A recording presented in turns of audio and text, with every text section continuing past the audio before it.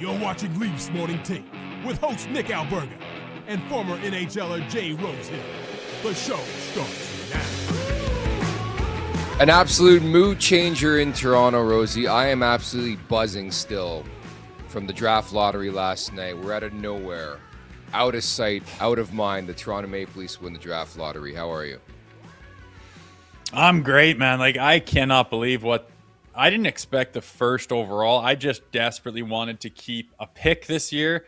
Thought that would be, a big injection of life into the organization, and to come up one, which I wasn't even thinking of, to be honest, and just an explosion of energy and optimism and positivity. And I realized that one guy, whether it's McKinnon or whatever, doesn't fill all the holes, and all of a sudden you're this contender. I recognize that, but this puts them on a path and opens new doors. And, you get to replace like a high-end top six winger at his beginning of his career for next to nothing for a long time, and have the money and options and opportunity to fill the holes elsewhere. And I think it just fast-tracked them to getting better sooner when it was so bleak there just 24 hours before the draft. It seems like it changed a lot. If nothing else, just a lot of optimism within Leafs Nation and the fan base. Tone setter as well. That's Jay Rosehill. I'm Nick Alberga. This is the Wednesday edition of Leafs Morning Take, a presentation of Bet365. Hockey fans, check out Bet365's 3-goal early payout. When your team goes up 3, you get paid. It's that simple. Download the app today. Must be 19 plus, Ontario only. Please play responsibly. But you talk about a fan base who desperately needed a win, a team that desperately needed to win. And it's just an amazing 48 hours. Like, what an array of emotions going from the press conference with Chayka and Sundin, that introduction, day 2 on the job. I think this is just such a tone setter, man. Like, it's epic. It really is.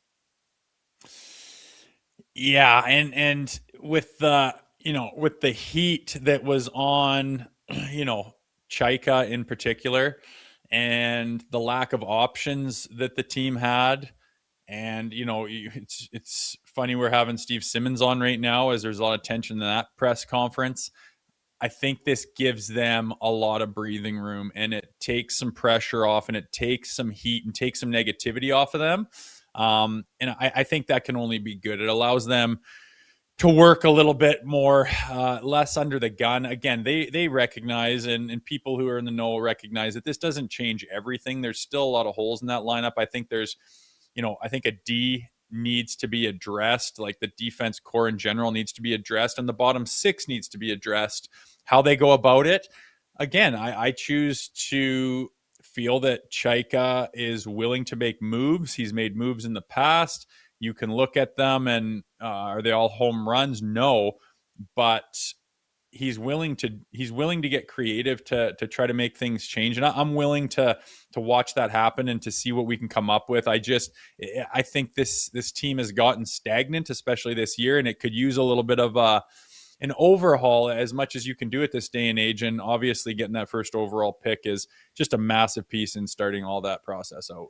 Just a huge jolt, and I think it's interesting, too, all season long, and since the deal went down, we've been talking about the Brandon Carlo trade, but it's amazing how in one fell swoop, the narrative could change on that trade tenfold. Like, it's amazing what happens over time, but now all of a sudden the Leafs land the first overall pick, and you wake up today and people aren't feeling as bad about the Carlo trade now. Did they win it, Rosie?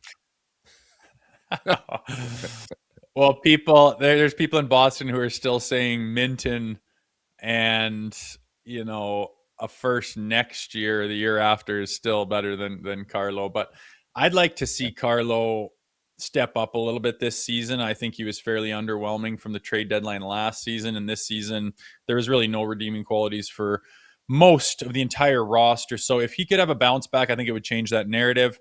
But as far as having Mitch Marner walk away, not really filling that, trying to find guys to play with, Austin Matthews in particular, this just puts a massive jolt to the top 6. You run the lines, and you're seeing, some of those top 6 line combinations, and it looks lethal again. Obviously, there's some holes elsewhere, and how you go about getting those. Like, do you sign a Darren Radish now that you don't have to go out and get a top 6 forward and pay that kind of money? You're going to get, most likely Gavin McKenna for 700 or whatever the entry level contract for a guy like that would be.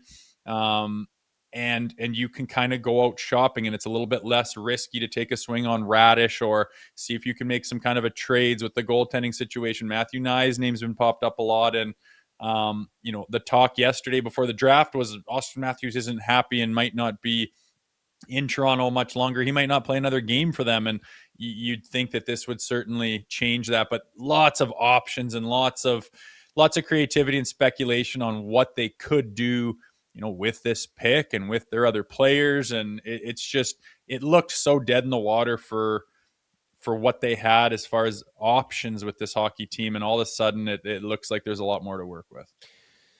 It's really cinematic that 10 years after selecting Austin Matthews first overall in Buffalo, they're going to get a chance again to have the pole position. The third time in franchise history they'll have the first overall. Back in 85, it was Wendell.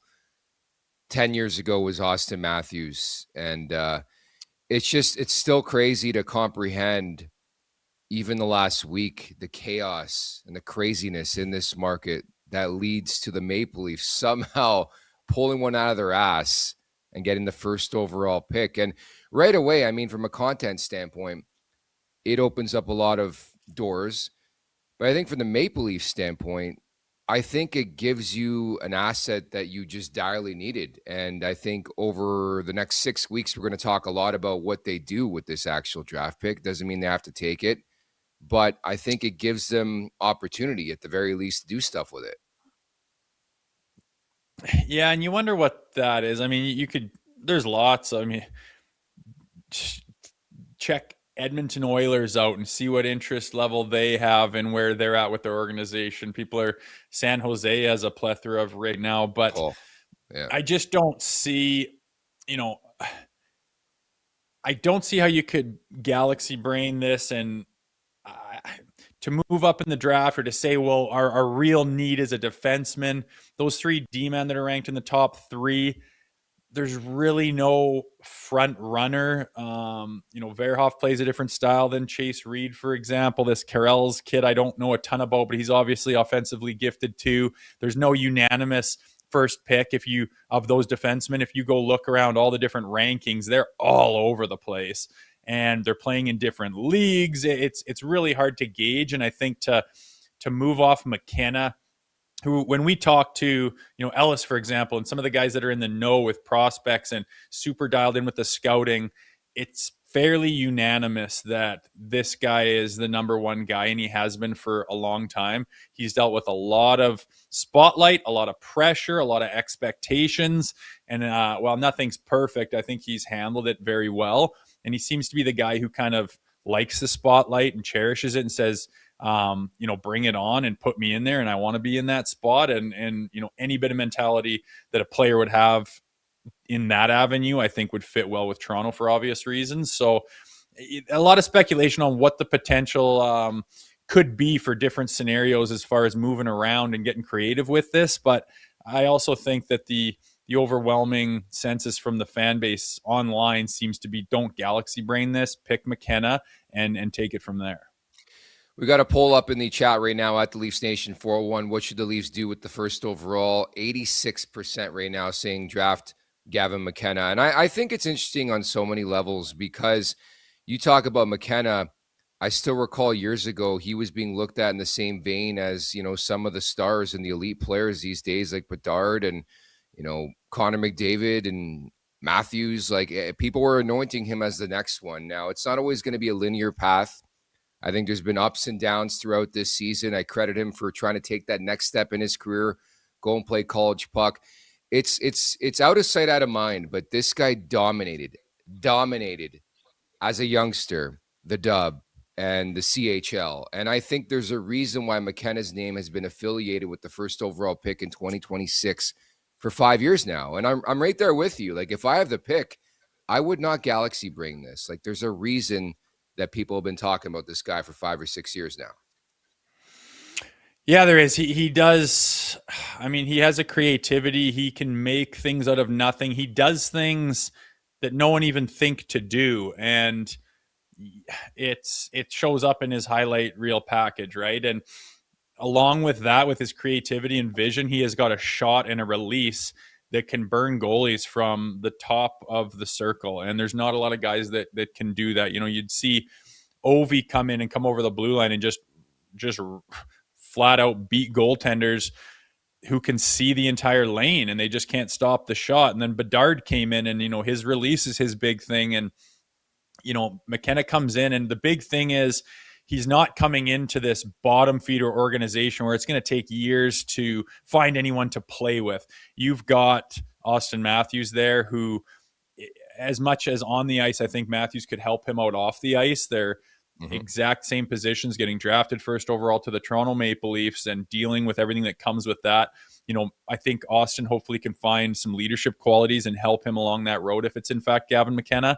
You know, you could play with William Nylander and Matthew Nyes is there, and you've got, you know, the professionalism of John Tavares and the way he does things. And, you know, obviously these ideas wipe away what we just witnessed with this entire season this year, which none of those things were apparent or even relevant, and they didn't contribute to this team enough by any stretch of the imagination. But again, it just feels like there's this injection of energy and positivity that I think could not just do, you know, the draft choice that they go with a lot of good, but everyone else in that room as well. There's some momentum that just got gained from getting that lottery pick.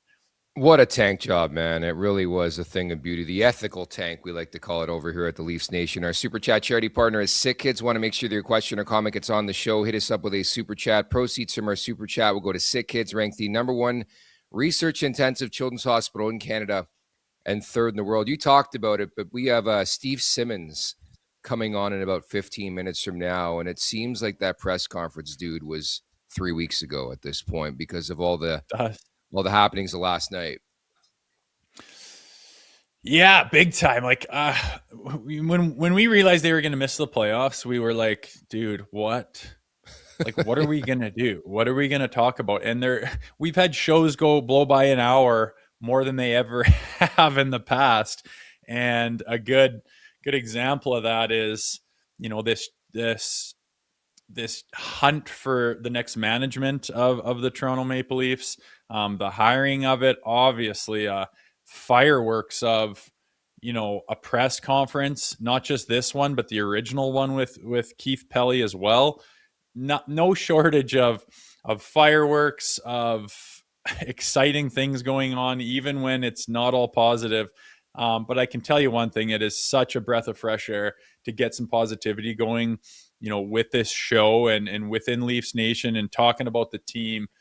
It's so refreshing to get some positivity going on. I'm excited about it. And again, I recognize I'm not getting ahead of myself. This doesn't flip the organization, you know, in a complete 180 and all of a sudden they're contenders again. It certainly doesn't, but it gives them opportunity to get things done in a way where their hands would have been much more tied before they acquired this pick. It really does get draining. You're right. Like, I think people have this perception that we love dogging on this team. No, we want to see them do well, obviously. And I think it was obviously a very difficult year, a roller coaster, just so many different things happened. It was a very negative season. And the fact that we can actually finally talk about a positive is just life-changing, man. It just gives me a jolt of energy, happiness, light at the end of the tunnel, something to look forward to in Buffalo next month. What's the offseason going to look like?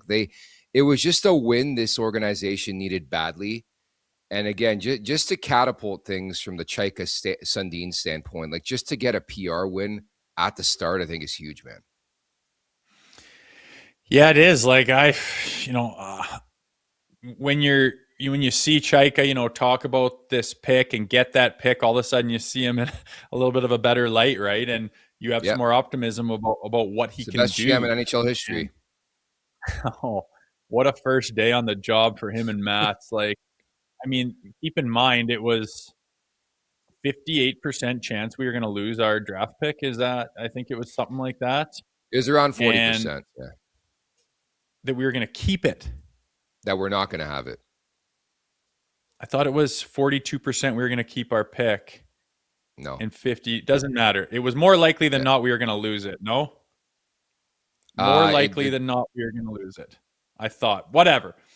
It was a good chance we weren't going to get this, and you're going to kick it down to Boston, and it would have been 6-7 or something like that in the draft order, and we would, see our stream of dejection, more of it, people dunking on us, watching those guys with their Boston shows, celebrating and laughing and talking about thanks for Mint and thanks for whoever this pick's going to be. It would have been really ugly, man, and it would have really put Chayka and Sundin even more behind the 8 ball than maybe they already were. And it's just a mudslide downhill. And the fact that they could pull themselves out of that with this lucky draw is pretty wild. And to address the people saying that it's rigged, like, people are honestly and genuinely thinking that it's rigged. It's the third time since 1985 the Leafs have got the first pick.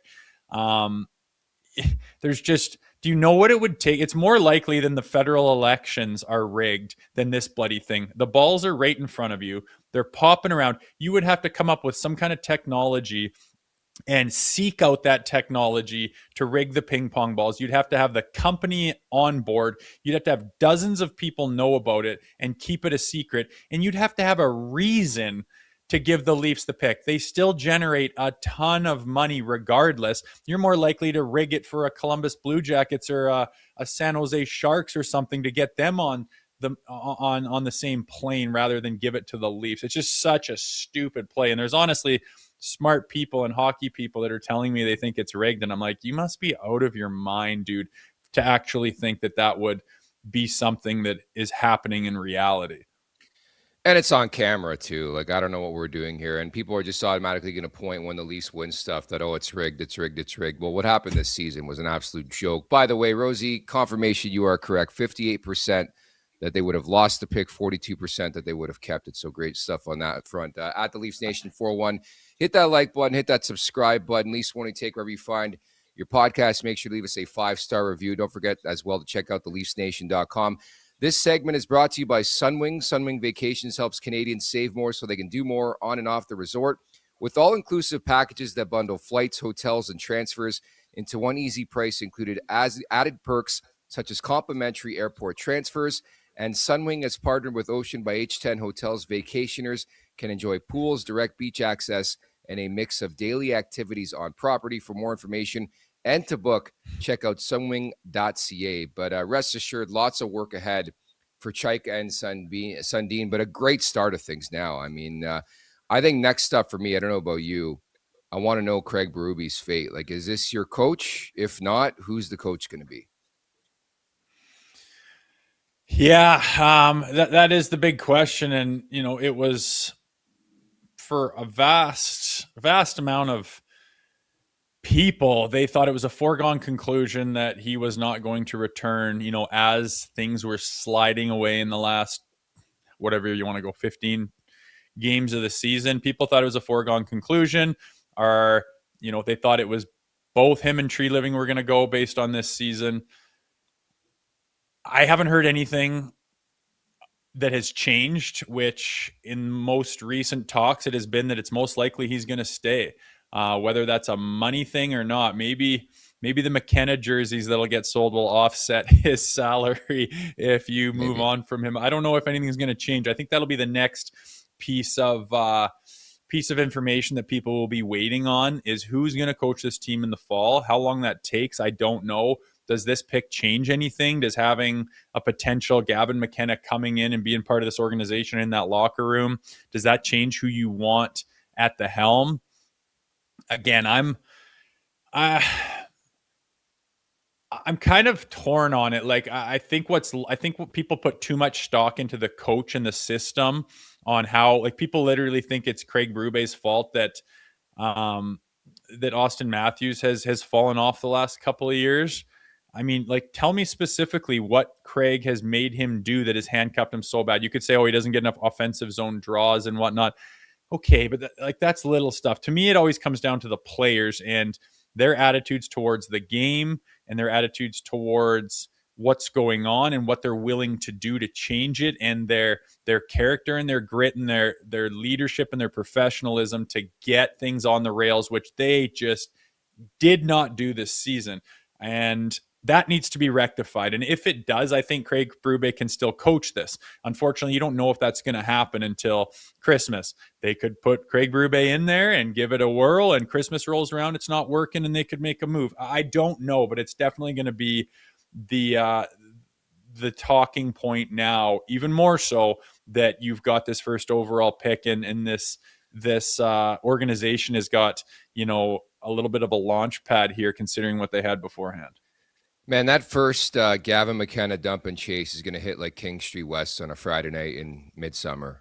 It's just going to be life-changing to see that transpire. And again, I'll go back to what I said the other day. I just think the fit is weird between Chayka and Berube, and it just happens so often that at some point Chayka is going to bring in his own guy.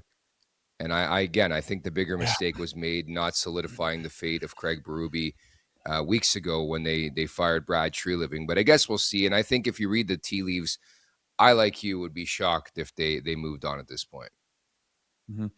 You can't help but think, but with the injection of this new energy, which would, it was stale. It was stagnant. This team and this whole season was so stale and stagnant. And when things go that way, what is the best and easiest and most effective, oftentimes, way of injecting some life into a locker room? And it's making a coaching change. You see it all the time, that coaching bump, and you see teams just completely change their identity, or the way they look when they're playing a hockey game can be changed. And when you get this injection of energy into the team when you bring in, let's just call it Gavin McKenna for the sake of that's the most probable thing, to have a new voice behind the bench that doesn't remind anyone of last year, that doesn't have that, that negative vibe to it, which was this entire season. And again, I'm not saying that it was Craig Berube's fault. Oftentimes players kind of won't play for a coach, and the coach is a very good coach and has had success before and has success afterward,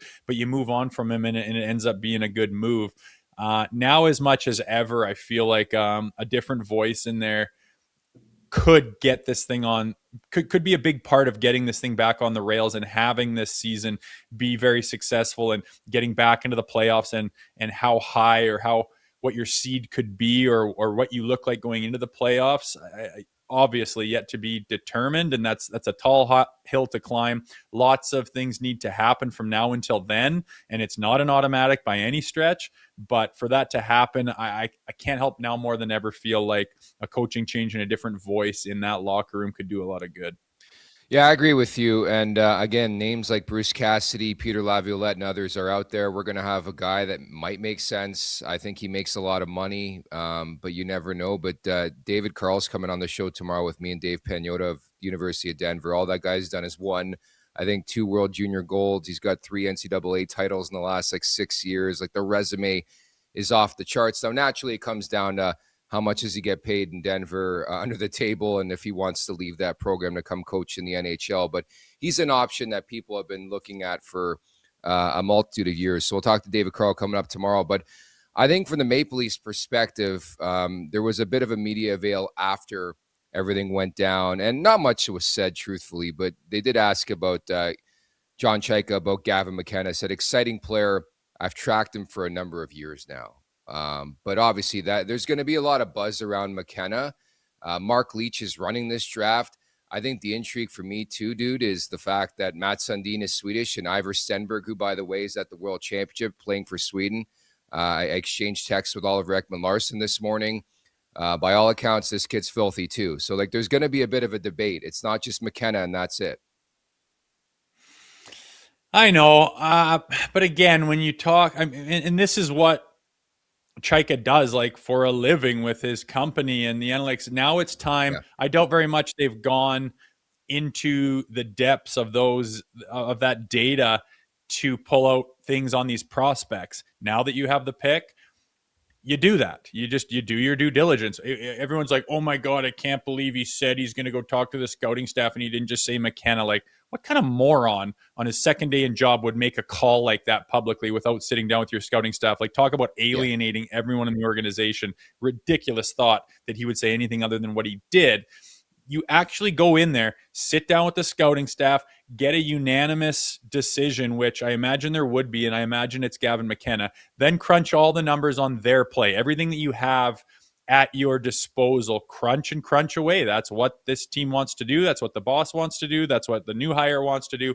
Crunch the numbers till you're blue in the face, gather that information, and then sit down again and have a big talk. Go through your roster, go through your pipeline, go through your needs, crunch the data, and come to a conclusion. That's what they're going to do, and I have a feeling that everyone's going to do that, and it's going to land on McKenna. It sounds like he is head and shoulders the best pick, and his ceiling is the highest, and he has a chance to be an impact player like the ones that you mentioned at the start of the show who have also gone first and who have done it in the past, who have turned into superstars. For Chayka to turn his back on that, he'd need to like literally show some serious data on why. I think the more likely thing than picking someone other than McKenna, which I still don't think is very likely, is to flip it, to move it, to trade it, to get creative with it and try to, bump your assets up and see if you can win on that matter. And again, I imagine that the head of this franchise would need to see some data on rationale behind doing something like that. But yeah, the due diligence is going to be done 100%. We all know he's running this team too. You can't forget about that. We talked about him a lot the last week, but who do you think Keith Pelley would be pushing for? Not to speak for him, but it's easy. It would be Gavin McKenna. You know why? Because McKenna would make money for the organization. Hell, we've already seen people with McKenna Leafs jerseys, right? Yeah, they're thinking it would be a serious seller, and it would be. And it's exciting to think of the fact that Austin Matthews is a center and Gavin McKenna is a winger. And you fill that out with the Matthew Nyes and William Nylander, and all of a sudden, like the top six looks as potentially good as anybody else's team. But you got to wonder about how do you shore up the blue line and how do you get some depth and some bottom six going on. And the fact that you potentially have a high-end top six winger you don't have to pay $11 million to, like a Tuck, or what would you have to pay him?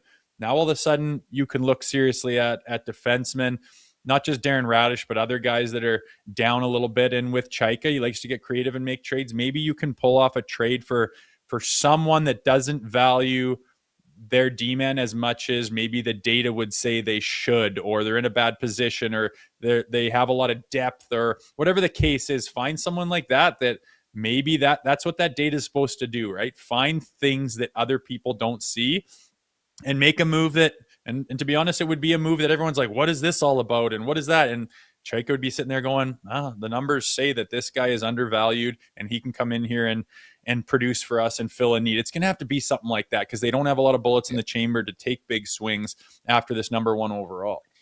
Yeah, and again, to your point, what brings me the most comfort, honestly, is that Mark Leach is running this draft. And just go look at Luke Fox's recent tweet about some of the home runs and hits that Dallas has had over the last decade. And Mark Leach is at the forefront of those decisions. So if there's somebody I trust, it's probably Mark Leach. I think ultimately Chayka and Sundin will come out, they'll make the announcement, but the heavy lifting is done by the scouts and the people behind the scenes. And they'll have a good handling of things. The number 12 is just so synonymous already. And I wonder if there's a pathway where they do draft McKenna. And I know he wears 72. He's got to wear number 12, no?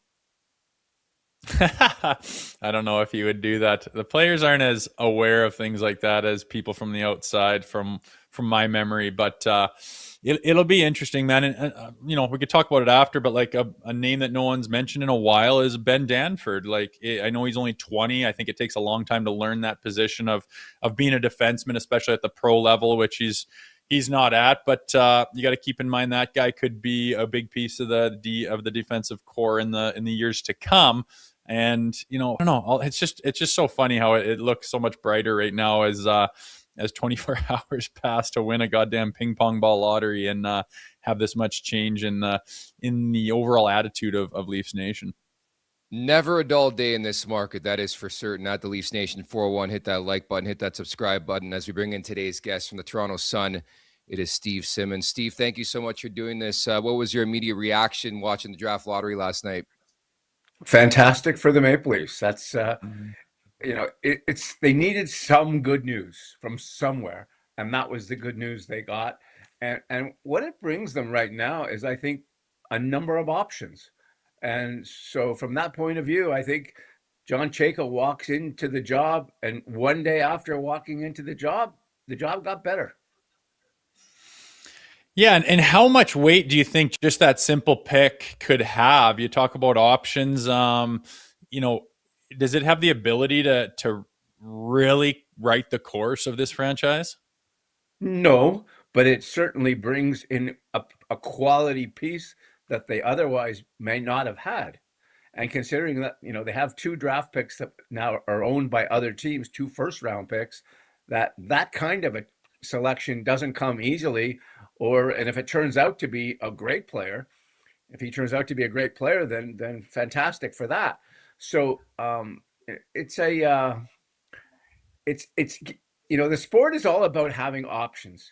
And right now, if you walk into the Maple Leafs and you don't know what Auston Matthews' situation is, and you don't know what the future is bringing for your club, and now suddenly you have a player that you can add into your top 6 forwards probably immediately, and you have a different looking lineup probably immediately in some ways, but you also have the ability, do I now think of maybe trading Auston Matthews? Do I think of maybe trading William Nylander? And you come up with 4 or 5 parts for those two to go along with, if it's McKenna or whomever, as that player. So you can do an entire rebuild here if you choose to, sort of on fast forward. Depends how you make those deals and how you trade and whether those guys want to be traded. But this is kind of like chess. There's so many different moves that you can make. And now, he has more options. Chayka and Matt Sundin have more options today than they had yesterday. I can't get over the last week specifically and just everything surrounding the press conference, which we'll get to, of course. But how big do you think this truly was for Chayka and Sundin to start this way? I called it a tone-setting night for the Maple Leafs. Well, I mean, it's manna from heaven is what it is. It's, the sky is falling, and it's falling with gold.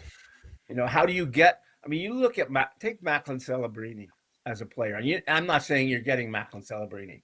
I'm not saying you're getting Bedard. I don't know what they're getting. I have not seen any of these guys play. So I don't have an opinion as to who is what and anything. I'll listen to the scouts that I trust, that I know, and take their views. But what I'm saying is you have an option on something fantastic. The last 3 first-round picks have changed franchises or are in the process of changing franchises. Bedard hasn't had that yet, the impact in Chicago, wins and losses wise, that many thought he might. But Celebrini's done it now in San Jose, and we saw what Schaefer did with the New York Islanders. And I don't remember one player coming in and changing a team in his first year the way he did in very many years. And here's the next guy, and maybe the next guy isn't of that level, but if it's of somewhere between Alexis Lafreniere and Macklin Celebrini, I think that's pretty good too, so long as it's not closer to Lafreniere.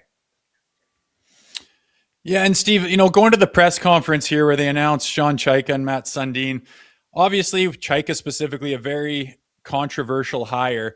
Your question got a lot of buzz throughout social media and elsewhere in hockey circles. Some thinking it was too harsh, other thinking that that's a question that needs to be asked by the media. After all of the response that you got from the question you asked, would you do things any differently, or are you satisfied with how it all went? Well, I'll look at it this way, Jay. I've not written a column in 45 years that I don't look back at the next day and want to change a sentence or want to fix a paragraph or want to look at, say, boy, I wish I had said this instead of that. And that's part, I think, of being a writer. When you're in a press conference, you're asking a question. Would you change a word or two? Probably. Did I want to ask that question? Absolutely. And did I expect an explosion? No. And so things happen sometimes that you don't expect and you're not sure of. And that's part of doing what I do for a living. My job basically is not to be liked. My job is to be read. And the column I wrote out of that press conference was the most read piece on our website in a 24-hour period. Not only was it the most read piece, it was the most read piece 5 times more than the second most read piece. So clearly, people can say all they want about hating me or liking me or loving me or thanking me or I'm this or I'm that. My only concern, are you reading me? That's the only thing that I worry about. And at this stage of my life and this stage of my career, I'm rather amazed at the kind of sort of constant readership that I get, and we can track that now on a daily basis. And at a time when I thought maybe it would start to diminish, it's actually going the other way. So, Steve, now that you've had a chance to decompress what transpired, the press conference, what was your read on everything? Like, can you set a tone or a mood of like what it was like in that room, not just with your back and forth there with Pelley, but an overall press conference? Before the press conference began, there was like a gathering, as there is at every press conference, a gathering of the media people, and sort of a feel of the room. And there was a tension there. There was a natural tension, which you don't normally feel at the hiring of a general manager. This is usually like a happy day kind of circumstance. But leading into this, there wasn't a whole lot of happy day coverage about John Chayka and Matt Sundin getting the positions that they were getting. And so there was I think Chris Johnson used the term, it was uncomfortable. It was an uncomfortable press conference. And that was before, it began. And so then it began, and there were questions that needed to be asked. And typically in those kind of circumstances, there are 2 kinds of interviews that happen.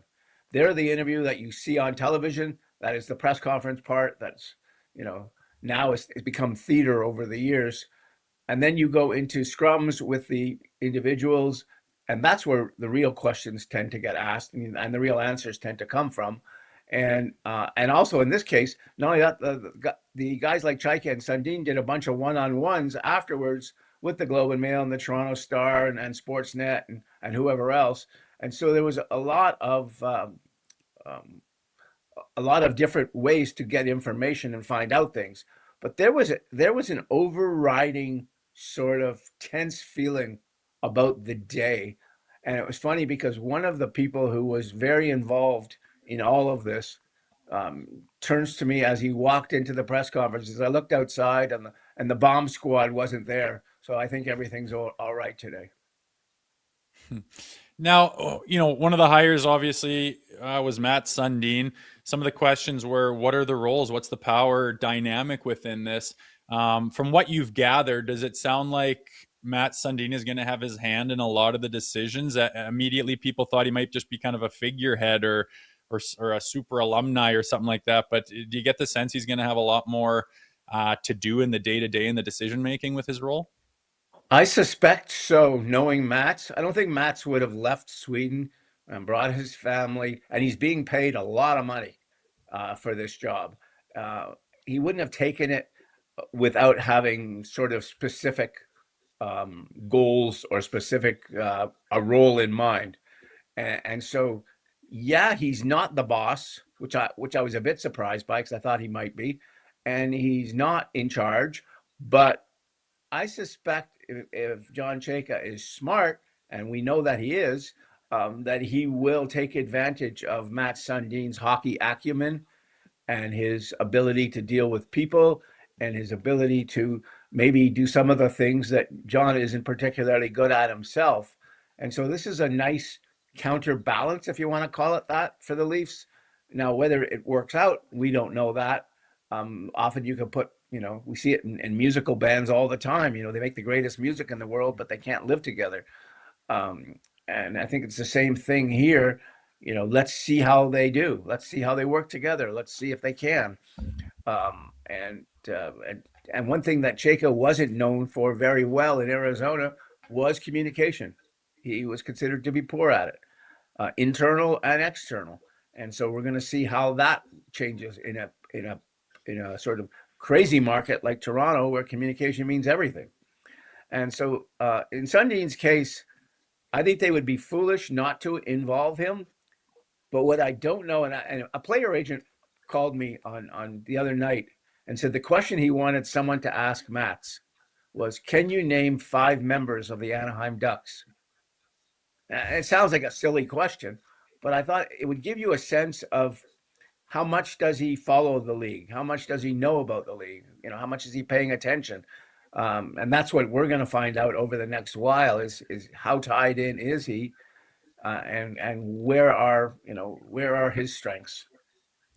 And what happens with the first disagreement that happens? Like, for example, we brought it up, like Ivar Stenberg, who could go second overall as a second top prospect, is Swedish. And maybe Matt Sundin's got to tie into that as well. But a lot of moving parts to this. I wanted to ask you about Keith Pelley, and obviously you're back and forth. But what's your sense of like Pelley's role in all this? Like me and Rosie both agreed, like keep this guy the hell away from a mic anytime soon. But like, is he going to have like autonomy or say in like what happens? Like, that's what scares me. I don't care who's in charge. Where does Keith Pelley fall in the conversation? I've known Keith Pelley a very long time. I've worked with him. I'm not going to say he's a friend of mine, but he's kind of close to a friend of mine, and he's treated me extraordinarily well over the years. So for everyone who can look at what happened at the press conference and look at Simmons attacking Pelley, well, it's kind of like attacking someone in your own house, you know, if you verbally, you know, it happens and the next day you go on and live, you know, family lives their life kind of thing. In the case of Keith, I think if Keith was being brutally honest, and he is most of the time, especially away from microphones, he would like to hire people who run their teams and let them run their teams, and he'll run the business and be involved like any CEO would be involved in the, you know, the Maple Leafs and the Raptors are huge components of MLSE, more so than the other teams, but they're huge components. And so it's very important to Keith for those franchises to succeed. And for the most part, it's very important that he doesn't have to stick his nose in there. And I guess he found this season he didn't like what was happening. And so, yeah, because he didn't like what was happening, he did stick his nose in, and he did wind up firing general manager Brad Treliving. And why and how Craig Berube has survived any of this, I have no idea. But, you know, there's strange stories out there. But to be honest, I like Keith. I've always liked Keith. I will probably like Keith, even if he doesn't want to talk to me ever again. Kind of thing, you know. I have a lot of history with the guy. And you mentioned Craig Berube. I think surprisingly to some, the sentiment over the last few weeks is that he's more than likely coming back to coach this hockey team. Do you think unexpectedly getting that first overall pick last night change anything to do with his role? It wouldn't for me if I was making the decision, and it really shouldn't for John Chayka, who is, you know, he's a numbers guy. And he's a stats guy, and that's his background. His background is, you know, analytics, and this is what Pelley wanted. Pelley wanted someone in that role who was very technical in his approach. And if you look at the Maple Leafs statistics from last season, in almost every important category, they were near the bottom of the NHL, if not at the bottom. Worst in zone time in the offensive zone, worst in having too much zone time in the defensive. Like, you can go through a whole bunch of things. There's not anything you can point to and say this other than penalty killing, this was the Leafs' strength last season. And so to me, it's obvious that you fire him because he doesn't fit anything that Chayka believes in. Now, here's the problem. He does make $3 million a year for each of the next 2 years. So to fire him costs Maple Leaf Sports and Entertainment $6 million. Now, this is where business and sport intersect. Do you fire the coach because you need to replace him and because you want to find someone better?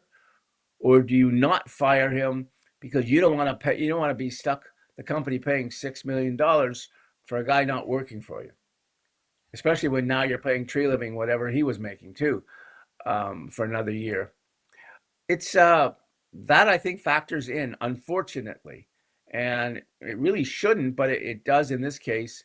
And as coaches' salaries have gotten significantly higher than they used to be, firing them has gotten more expensive over time. And so, in the case of Chayka, I think it would be obvious. You replace it and you find your own guy. Also, the whole thing about a GM should hire his coach. When a GM inherits a coach, rarely does it work. And so, you're in that situation. But I still think, Pelley he's not on the hockey side here. He's on the business side. And my understanding is he's also quite friendly with Craig Berube. So, who knows if that factors into any of this either. The other thing is also the internal audit. Like if Chayka and Sundin go to the players, and for example, a guy that's really big in this market obviously is the captain, Austin Matthews, and he's not a big fan, then maybe they try to go a different direction. That leads me to the final question about Austin Matthews' future. What are you hearing on that front? What do you think happens down like the next couple of years? I think Austin Matthews is no different than most Maple Leaf fans right now. He's waiting to see what's going to happen. He wants to. This is going to be year 11 and 12 for him in the NHL. 11 and 12 with the Maple Leafs. And for the first 9, it was like they're heading towards a Stanley Cup, and then everything crashed in year 10. And so where are they now? And what are they going to do to get better? Well, they just got better yesterday by winning the lottery. So you can turn to Matthews saying, guess what? We're going to play you on a line with Gavin McKenna and Matthew Nyes and see if that works. Although that's 2 left wingers on the same line. We'll figure that out after the fact. If you understand what I'm saying, you can now do that. You couldn't have done that yesterday. It doesn't excite him to say, "Oh, we're going to put Easton Cowan on your line." I don't think that would excite Austin Matthews. Austin Matthews wants to win, and Austin Matthews loves Toronto and loves the market. And that's the strange thing. He's not at all like Matt Sundin in that I am the captain and I am the spokesman and he's not external that way, the way Sundin I thought was. Sundin really handled himself nicely in his time as captain of the Leafs. Matthews is like, apparently if you talk to players, they really speak highly of him as a captain. But you don't see it externally. So you don't really ever know. In 10 years of covering this guy, I don't think I've ever known anyone less. Normally, I knew Doug Gilmour after 2 years. I knew everything about him. I knew what he was thinking. I knew what was having a good day or a bad day. You always knew what was going on. I was the same with other Leafs along the way. Austin Matthews is a mystery. He is a mystery unto himself. He keeps his thoughts to himself. He doesn't speak much to the public. He doesn't sneak out. He doesn't leak stuff. Once in a while, something comes through his agent, often through Chris Johnson. That's, if you want to figure out what's going on with Austin Matthews, read Chris Johnson, because, you'll get a sense of that better than anyone else. But that's the way he operates. I don't know what his future is. I don't think he knows, to be honest, until he has his meeting with Chayka and Sundin, and he gets sort of a breakdown of what their plan is to do. Because here's what's interesting about what happened yesterday. It was the belief of Pelley, and it was the belief of Maple Leaf Sports and Entertainment ownership, which essentially is Edward Rogers and Tony Staffieri, that this team should compete for a playoff spot next year. That's the belief. So they're now a step ahead of that competing because they have a player they never expected to have. It's like, as I said, it's like manna from heaven. So they have that first pick. And now let's see what else this new management team can do to, upgrade the defense, for example, to possibly, alter your goaltending. There is a need in every position on almost every line and almost every pairing of defense a need to upgrade. And we're going to see what happens. But they're going to have to sell their plan to Matthews. He's going to have to buy it, because if he doesn't buy it, he's going to say, you know what, guys, why don't you trade me? And then that gets interesting, because that changes the whole dynamics of the Leafs. Well said. Really good start, landing the first overall pick. We'll see what happens. Thank you so much for your time today. All right. Be well, guys. Thanks, Steve. That is Steve Simmons of the Toronto Sun breaking things down. And that's the point that's maybe not being repeated enough or spoken about enough, like the Matthews factor, considering what came out yesterday, Rosie, about him being unsure about the future. It's a fucking good start. All right. You get the first overall pick. I've talked to a couple guys around the team. They're pretty excited, way more enthusiastic than they were 24 hours ago. Everybody is, and for good reason. It's a huge thing for the organization. Again, it's not everything, but if that report is true, you never know where these things come from. And I respect Chris Johnston and everything else, and where these guys get it from. It's a very difficult job, and I don't think they put out releases like that lightly. But if it is in fact the truth that he is considering leaving, and there's people that flat out said he has played his last game for the Toronto Maple Leafs, last night absolutely would be something that could change an opinion of someone like him in his future with this organization. We'll wait and see. Just like Steve says, I think Austin is waiting to see. There's quite a few things that need to happen, and they're probably not going to happen quickly. You got to go through the draft.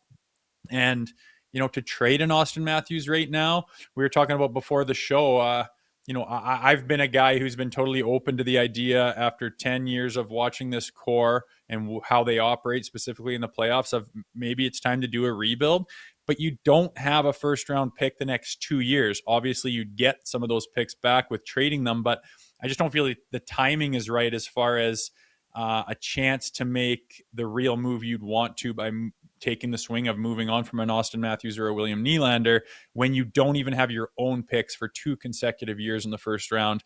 Timing might not be right for that. And if his mind has changed and says, hey, I'm excited as hell about this. I've wanted a winger to play with. I missed not having Mitch to play with. Now all of a sudden, this is what I needed to be satisfied. All of a sudden, that's off the table for the Toronto Maple Leafs as far as anything we can tell. At the Leafs Nation 401, hit that like button, hit that subscribe button. Shout out to Brad Treliving for lottery protecting that draft pick, right? He's not getting enough play today. Top 5, baby. Top 5. He knew what he was doing. I think he could have got her at top 10, you would think, but we could all save a few years on the old ticker. But nonetheless, again, it worked out.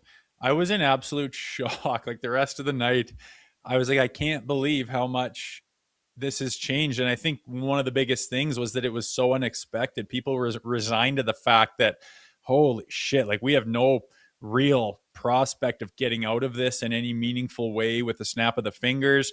And then you pair that with a controversial hire of John Chayka. It was pretty dark times there. And it's funny how the seas can part, and all of a sudden you see new avenues with just one bounce of a ping pong ball. Pretty awesome. And as Steve was talking there, it made me think, with the controversial hire, and everyone's question is why Chayka? Why Chayka?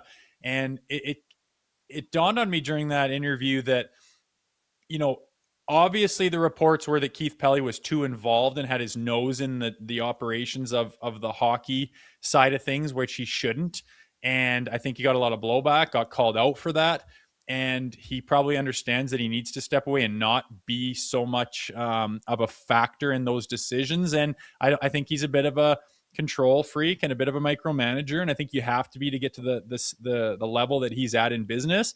And he needed to get a guy who he knew was going to follow the steps that he would want in place. And that is a data-driven guy. That is an analytical guy. You see them sit beside each other and speak. They speak the same way. They come from that business background. They both rely heavily on data. And it dawned on me that I think he put Chayka in place because he knows he's a guy that's going to do the things that Keith Pelley would want to be done. And he can step back and continue his role as CEO of MLSE and step away a little bit and not have that scrutiny of being too involved in the day-to-day, and he can leave it to Chayka knowing that it's in good hands. I think that makes a lot of sense.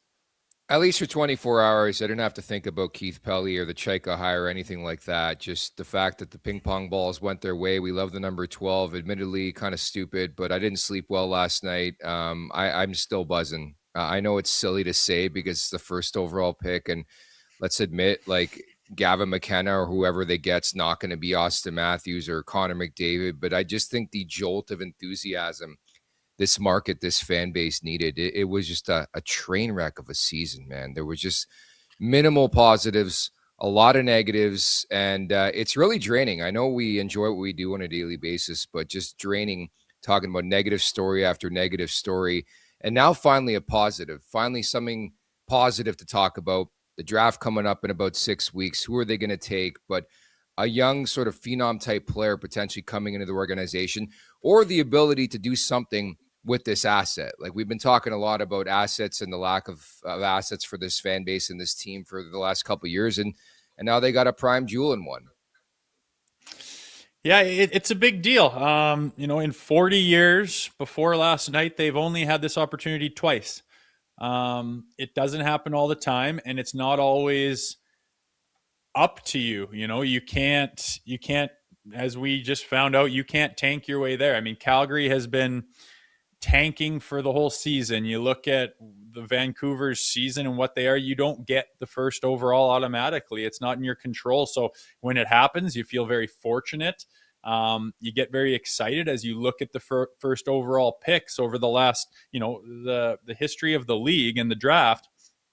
It often turns out to be a very impactful player. And this year happens to be a heavy draft with, as you mentioned, Gavin McKenna has been spoken of as the first overall in the 2026 draft for years and years and years, as he has been making an impact on his hockey teams consistently over the course of that time. So super exciting, super interested to see what they do. I think the stats would probably, or the probability of them just taking McKenna and seeing what they can do with the rest of it, it's probably most probable. But again, this Chayka guy, he's cut from a different cloth. We know that, and he's done interesting things in the past. What kind of cloth is he cut from, Rosie?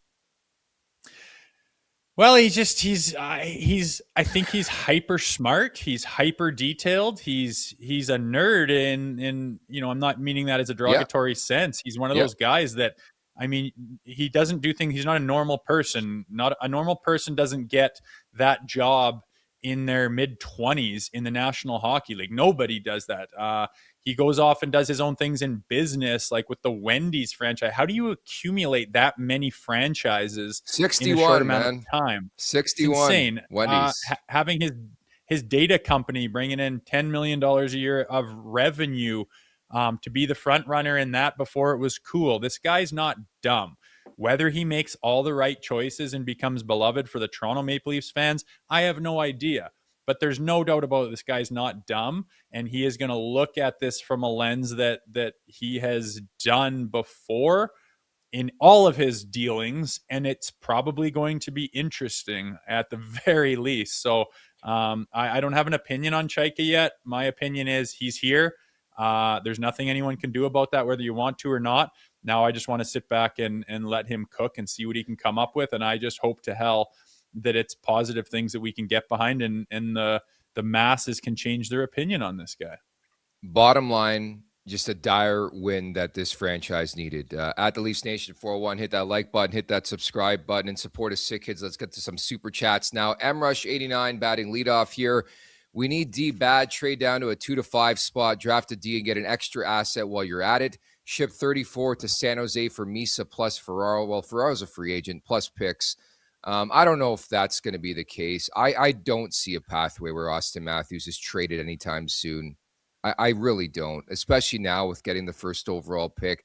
They're obviously going to retool, not rebuild. They're going to try to make the playoffs. I think this is something that, I hate to say it, but if things go awry during the season, a la like Vancouver and Quinn Hughes, then maybe you revisit that situation, or Matthews comes to you specifically and says, hey, I'm cooked. I want out of this thing. But I'm not downplaying CJ's article about Matthews because I think it makes a lot of sense. But in the big realm of things, how much did he really say in that article? Like, anybody would think that way, especially the captain of the Toronto Maple Leafs 2 years away from UFA, right? And I think it's easy to say something like that and not Yeah. think that it's going to catch fire and be the rubber stamp of conclusion. And it becomes that way, especially in this market. And I mean, I always feel for, general managers or whoever during their press conferences, they're trying to articulate something and they say a word, whether it's identity or truculence, and then it just becomes the rubber stamp of an entire era. And the guy's like, Jesus, man, I said 1,000 words and that's the only one people just explode. And, I took that with a grain of salt. Austin Matthews may not want to stay here. Well, yeah, I guess we probably knew that. They just had a horrendous season and he's 2 in a row not being himself, and he may not like Craig Berube. I don't know, but it wasn't like mind-blowing news that he stood up and announced this massive thing in my mind.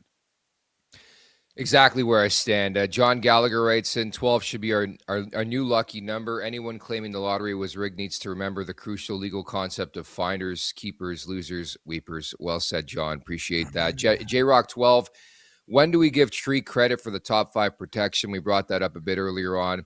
And then Maxentius Decimus, Leafs get McKenna, and now Leafs haters trash him. It's so true. As soon as the Leafs win the draft lottery, all of a sudden Gavin McKenna is Bates Battaglia, I guess. Bates Battaglia, I sat beside him. I'll be honest. I saw it on Twitter. Somebody wrote that, and I sort of laughed. I spit out my water. I'm like, it's so true. It's one of the all-time great handles. Yeah. I mean, nobody knows, man. This is the NHL. This is the NHL draft of kids that are 17 and 18 years old in their 18-year-old year. You don't know what they're going to turn into. Go grab an 18-year-old kid off the street and talk to him, and then try to decide exactly what he's going to be like at age 28 or even 25. It's not an easy task, and nothing is guaranteed. But I just can't help but think there is a lot of money and a lot of eyeballs and a lot of professional people where this is their job to watch these players, interview these players, get to know these players, dig up data and information and stories on these players and come to a conclusion. And from everyone that's been doing that for the last 5 years, it sounds like out of all these kids that are up there at the top, Gavin McKenna seems to be the front runner. And I don't think that is, I think that's fairly unanimous across the board. I don't see one of those other teams in the top 5 wanting to trade up necessarily. Say we wanted a defenseman. There isn't even one defenseman that is unanimously the best guy who you could be like, it's between this Lidstrom or Niedermeyer player or this, generational forward. It's not really that. That's not really the case. And with Chayka and Sundin being in the position that they're at, it'll be within the first month and a half of their tenure having their jobs to take a big enough swing and a ballsy and risky enough move to move away from McKenna in one way or the other. I just don't see it very likely. At the Leafs Nation 401, hit that like button, hit that subscribe button. It's time now for the last call, brought to you by Bet365. Tired of waiting for the end of the game to get paid, ready to move on to the next puck drop? That's why Bet365, an official partner of the NHL, has 3-goal early payout. If the team you're riding goes up 3 goals at any point in the game, they'll pay your bet out early. Hockey moves fast, and now with 3-goal early payout, there's one less thing you have to wait around for. Bet365, download the app and see what early payout's all about. Must be 19 or older, Ontario only. Please play responsibly. If you or someone you know has a gambling problem, visit connexontario.ca. And lost in the shuffle of today's pod, understandably so, Nathan MacKinnon, Colorado. It just seems like they're on a collision course to win a cup, aren't they? The second you saw his face after losing the gold medal and that goddamn beanie baby and him missing that empty net, I was like, look out, National Hockey League. Because I don't think there's anyone in the National Hockey League that is determined to win and wants to win and despises losing more than him. And as good as he is, having fumbled the gold medal game in such a way, I think he is going to be on a war path to tear through the playoffs. And you saw it last night. He's 3 points and he's trucking the Stars of the opposing team multiple times, man. He is, I've said it through this podcast a lot of times. I think Nathan MacKinnon is one of my number ones, man. He's got all the right stuff. He is a competitor as much as anyone I've seen. And he brings it in all the different ways, like just running Hughes and Boldy in a mean way. Like he refuses to lose. And I think I hope the Maple Leafs are watching, because they could look at that a little bit and maybe realize that they're not quite there. Dude, Nick Waugh might win his second cup here. Seriously, man. Every time he scores, I'm like, what was that? This huge Where body was burying important goals. Fuck. He was a ghost. And I don't know, man. The vortex of Toronto. That's Crazy. why McKenna, I think that he's dealt with the spotlight for a long time for a young kid. And I think that you need a kid that can handle it, right? And I don't know anything about Chase Reed or bringing in a Verhoff. We've interviewed Verhoff and seems like a great kid. I think that kid has dealt with enough now where it won't be such a shock to get to Toronto and be the guy. Patrick G. Mafia, thank you for the super chat. McDavid is coming home now, cell 44. Last note on Nick Waugh. Yeah, I like it. Last note on Gavin McKenna. I mean, there's going to be ups, there's going to be downs, so people don't forget that. But I guess we got to get to our pick. I'm going to look at Buffalo, Montreal tonight, game one of that series. I think that barn's going to be rocking in Buffalo. I'm going to play the under. Both goaltenders have been on fire. Alex Lyon against Jakub Dobish. I had the over last night, so I'll ride the under tonight, Buffalo, Montreal. Under 5.5, like a 3-2 game, or what? 4-1, 2-1, 3-1. I think it's gonna be I can see 3-1. Yeah. I can't take Montreal, and I can't seem to take minus money, so I'm going to take Buffalo minus 1.5. Again, it's a very, very close game down to the last 2 minutes, and you get an empty netter. That's plus 195, and I'm going to hedge that a little bit with an overtime game, which will be a plus 3 something. I think that's also very likely. Montreal likes to get in those tight games, and they seem to go to overtime a whole lot. So I'm excited for this one. Again, this is my favorite series to watch, even though it hasn't even started, is the previous series with Montreal, Tampa, and now Buffalo, Montreal. I think is going to be super exciting as well. I still can't get over the Maple Leafs winning the draft lottery on Mitch Marner's birthday. Like, that was just the cherry on top to just a magical day in this market. How could you not have been in just a phenomenal mood last night? I was just elated. I couldn't believe it, man. I literally never even considered it. I was just focused on either we get to pick this year or we don't, and how brutal that would be for the whole Chayka Sundin thing and the beginning of this era, and then the options of getting yourself out of the situation the team is in, and then just to have this totally unexpected gift. I can see why it pisses a lot of people off, but it is what it is, man. I mean, it just happens to be Toronto. With everyone likes to talk about them. No one was saying shit last year when the New York Islanders jumped up 10 spots and got like potentially one of the best defensemen to play the hockey game from where he stands in his short career right now. An absolute phenom. No one said boo about that, right? But imagine the Leafs jumped 10 spots. They were horrible, and they finished in the bottom 5, and they happened to get the ping pong ball to get them the first pick. It's not that difficult to see that it's just a stroke of good luck. I know I'm a Leafs fan, but San Jose getting the 2 overall, man. They're going to strike this summer. I don't know who it's going to be via trade. I don't even know if they need this draft pick. Like, they're going to strike, and they're a scary team, man. With Celebrini there, maybe Stenberg. Yeah. They don't have any returning D-men. You have to pick one of those D-men, don't you? Like, if they had a different situation, like that's their one thing. I think they have one returning defenseman or something to that nature. With all their draft picks and prospects, and like the future is as bright for the San Jose Sharks as it is for anybody. They need some defensemen, and that's why we've been talking about maybe they could be a fit to take Morgan Riley off our hands for something or another. And I don't know how that would work, but I can't see them not taking a stud D-man in a heavy draft in the second pick. I don't know. We'll see. Go get Zach Werenski. I think it just gives San Jose an avenue to do some big stuff. They're a scary team. They're going to be scary for many, many years moving forward. So we'll leave it at that. You're going to be back on Friday, where Richard Petty is going to drop by the show. I know I booked him last week, but wanted to get some insight on Keith Pelley, what he's thinking, what it's like running everything at the top. And obviously Petty's got experience doing that. So we'll touch base with him on Friday, Rosie. Yeah, big time. It's good timing for it. We can ask lots of questions about, what that's like and how difficult is it to not be too involved and know what role and have trust in the people you put in place and just what it's like running that monster, man. He's been there and he's done that. So I'm excited for that interview coming to you on Friday.